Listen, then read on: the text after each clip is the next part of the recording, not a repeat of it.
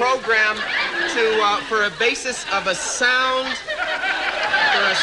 Joyce DeWitt is a name that many people associate with the popular sitcom Three's Company, where she played the sensible and down-to-earth roommate Janet Wood. But before she became the Janet Wood we all know today, something very drastic happened in her life that almost took everything away from her. What is that thing? Follow us along as we uncover the untold stories of Joyce DeWitt, while also showing you some of her rare photos. Joyce DeWitt was born on April 23, 1949. The second oldest of 4 siblings born to Paul and Norma DeWitt. Joyce's passion for acting kicked in early. When she was in high school, she hopped into acting lessons, took part in school shows, and even rocked the cheerleading squad. All she wanted to do was study theatre and make a career out of it. Her father was hesitant at first, but she managed to convince him, and off she went to college with theatre as her major, while also bagging a master's degree at UCLA. But despite all her academic achievements, she ended up finding herself in the role of a legal secretary. However, she didn't let that discourage her. The dream of a full-time acting gig wasn't coming easy, and she had to find her way while keeping one foot in the legal world. But even in the face of challenges, Joyce kept moving forward, one audition at a time. She even took a shot at being Fonzie's girlfriend on Happy Days in the late 1970s. But, sometimes life takes a different direction.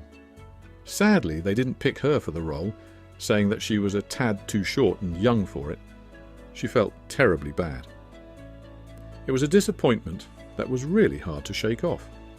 But as time rolled on, ABC tossed her a choice between 2 comedy pilots. But here's the catch. They gave her only 24 hours to make up her mind. Racing against the clock, she read both scripts in a hurry and made her choice. And you know what she picked? The one about a guy living with 2 girls, better known as Three's Company.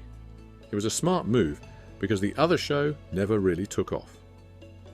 And there she was, stepping into the shoes of the sensible, down-to-earth football jersey-wearing roommate Janet Wood. It's like her path was paving the way for something big. Oh, and here's something amusing from her time on Three's Company. She had a unique habit. She always rocked pantyhose or tights while filming. That sounds like a personal choice, right? Well, it actually stirred up a bit of a tiff with the show's producers. But guess what? Her preference made her a hit with hosiery makers, and she became the face of Legs Pantyhose in the late 1970s. But the happiness didn't last long. Back in 1979, Joyce missed an episode of Three's Company titled Stanley's Hotline. Why? Well, the network tried to snatch back a raise that was promised to her. That hit her hard, like a heartache she couldn't shake off. She called in sick, not just physically, but because she was sick at heart, sick in the soul. It's like the world around her was a bit shaky.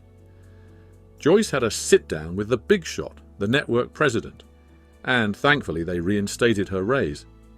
But when she was ready to jump back into action, the producers seemed to have moved on. They felt there wasn't enough time to prep, and they already had a reworked script in play, with guest star Anne Shadeen stepping into Joyce's lines. She felt left out in the cold, and that felt pretty heartbreaking. After the Three's Company's show ended in 1984, Joyce hit a pause on her acting career for a while, and embarked on a different kind of journey. It was like the spotlight dimmed for a bit, so she decided to explore life outside the glare. She roamed the globe, seeking new horizons, and eventually settled in New Mexico. But guess what? The world became her stage, and she was off exploring before she made her comeback to the screen and stage in the 1990s. It's like she took time to rediscover herself outside the spotlight. Speaking of spotlights, let's talk about her and Suzanne Somers. It's like they were in a cold spell for 3 decades, not speaking to each other after Suzanne left the show due to a salary dispute back in 1981. Imagine 3 decades of silence. But you know what they say about time, it can heal. Finally, in February 2012, they patched things up. Suzanne invited Joyce to be a guest on her web series, Suzanne Somers, Breaking Through. It's like the clouds parted and they found their way back to each other. Life finally kicked into a smoother gear for her until, well, a storm hit in 1995. You see, there was this buzz about her doing something that raised eyebrows, posing nude for a magazine called High Society. They had this image of her as the wholesome Janet Wood. And this news was like a bolt from the blue. It was a tough time, almost like a cloud casting a shadow over her career. But Joyce DeWitt never actually posed nude for High Society in 1995. In fact, she didn't bear it all for any magazine at all. The pictures that popped up in High Society were actually stills from a video she made back in 1976. That's even before she became the Janet Wood we all know. The video, titled Cheerleader's Beach Party, featured her as a cheerleader who, in a comedic sketch, playfully stripped off her clothes and dashed into the waves. That video never saw the light of day for the public to see.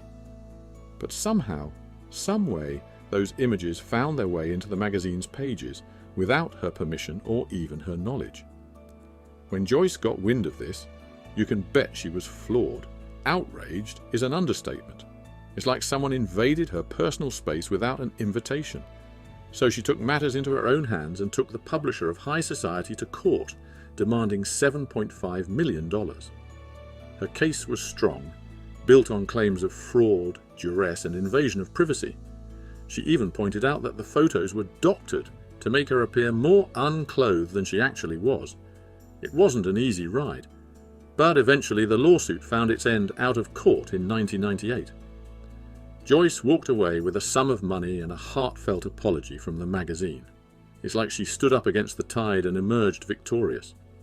She said she was content with the outcome, hoping her fight could pave the way for other stars whose images were exploited without consent.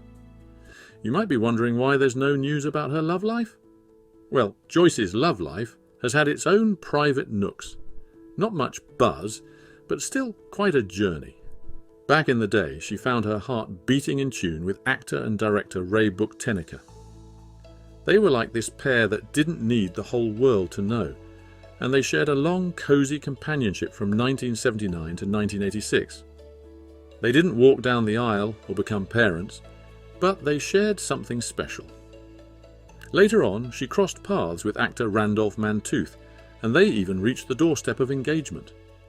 It was like a promise hanging in the air, but life had its own plans, and their story wrapped up before the wedding bells could chime. After that, it's like Joyce decided to navigate life's map solo. She wasn't in a rush to find a new partner, and she wore her single status like a badge of honor. She marched to her own tune, not letting society's rules define her happiness. Joyce also spoke of valuing friendships, and her work for the greater good more than romantic tales. But there was this one moment that cast a shadow. In 2009, things took a somber turn. Joyce was in El Segundo, California when she was pulled over for drunk driving.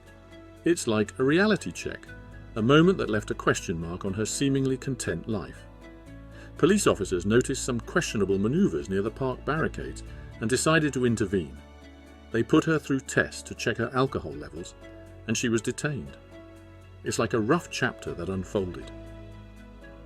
Fast forward to May 27, 2010, a day that would carry its own weight. Joyce entered a plea of no contest to a misdemeanor count, a solemn note in her story. She was put on probation for 3 years, directed to complete a 9-month alcohol program, and handed a $1,510 fine along with penalty assessments. It was a tough time, which added a layer of sorrow to her story. Joyce DeWitt's life has its share of twists and turns, and some not-so-happy moments. Like this one time, she found herself tangled with her business manager, Leonard Carter. It was back in 2010 when things got a bit messy. Carter pointed fingers at her, saying she didn't play fair with the contract and accused her of not giving him his fair cut. A chunk of 10% from her earnings. He even claimed she kept some payments under wraps. The number he was after? More than $120,000. DeWitt wasn't about to take it lying down. She fired back, throwing a countersuit at Carter. She spilled the beans, saying he messed up her money, missed tax returns, and even took out cash without her consent. She wasn't holding back, accusing him of not playing by the rules. She wanted damages too, unspecified ones though. The whole drama played out, and in 2011 they settled it behind the scenes, shaking hands and agreeing to drop their claims. But the details of that pact stayed sealed. It was a private deal. Through the ups and bumps, fans still got her back. They remember her, especially for her time in Three's Company. It's like this heartwarming connection, with people hugging her and even shedding tears when they meet her. And you might notice DeWitt's hair has turned grey now, but she's still there, treading the acting path, just in a quieter theatre space. Not the big movie hullabaloo.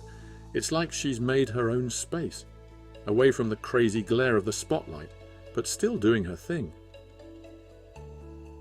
If you enjoyed this video, there's a good chance you'll enjoy the one showing on your screen right now. Click, enjoy, and don't forget to subscribe to the channel. See you on the next one.